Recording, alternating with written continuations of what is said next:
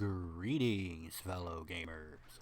This is the Gamer Guy in a Suit from the Echo Army YouTube channel, bringing you another 5-minute review. Up this week is going to be a little something different. As opposed to doing a game, we are going to do a little of the brand new Steam hardware. This will be a 2-part review covering the Steam controller. This first part is going to just cover the basics of a controller as stacked up to whatever other controller you would normally have hooked up.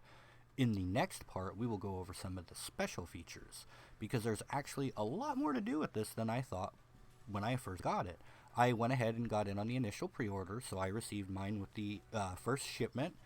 It came, November 8th or 9th, just a day or two before it was officially released. But I paid for this, so Steam did not give this to me to get a positive review out of it. I would just like to state that right off the bat. But frankly, I've been a little bit happier with this controller than I thought I was going to be. Initially, the main reason I got the controller was A, to try it out, of course, and B, because I wanted to try out Rocket League. It was my excuse to pay that much for Rocket League, which happens to be a really fun game, but I'm not covering that today. What I'm covering here is this controller. This is awesome. I am really enjoying the way that it feels. I didn't think I would so much. I took a look at it, and I didn't think I was going to be happy with it when it arrived, but I pulled it out, I popped the batteries in, and just go ahead and started giving it a run through some of the games that you see featured behind me here, and I'm pretty happy with it so far. Its major con, I'd say, right out of the box is that it does not come pre-mapped well to most games. It's kind of a mess, and you do have to go through and customize some of the buttons on a lot of games. That is the main thing I've noticed, and it is quite a pain on some games. You go in to play some games, and the button configuration is nowhere near what you think it ought to be. So you will have to do a lot of custom mapping. Fortunately, in the next review, we'll cover some of the neat things that come with being able to do the custom mapping, but for now, like I said, basic controller stuff. You will want to remap this to most of your games. However, there are some really neat functions like the back triggers that can be mapped to anything. They're spare buttons. I like the top triggers and bumpers. I like these little D-pads so far and this little mouse trackpad thing. This actually comes in handy as this game controller can be used with games that are not set up to be run with games. I've heard that you can actually use this to play games like Civ. So I'm going to be trying that for the next review for sure. But for your basics, it goes pretty good. Just for your FYI, here are the hardware specs.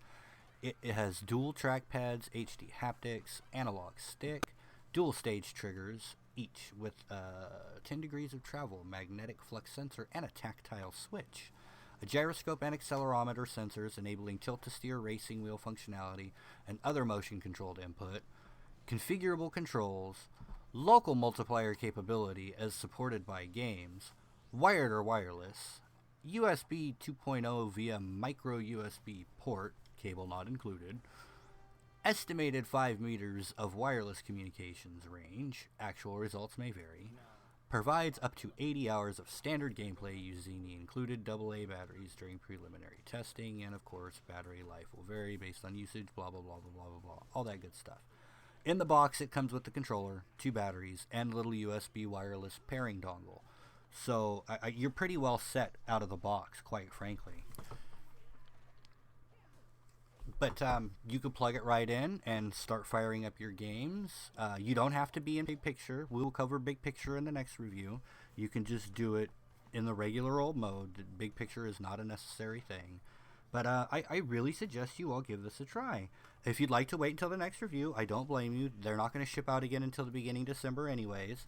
So hang tight in there, and we will get you one up on the next review with all the cool features this thing comes with. All the extra bonuses that you're really going to want to pay attention to. You can use this in big picture mode to do a lot of really neat things. And there's some games that you wouldn't think a controller would work for. You may want to try this for.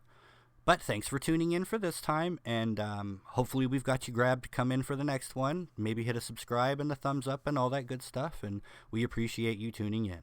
This has been Gamer Guy in a Suit from the Echo Army YouTube channel. Happy gaming, all.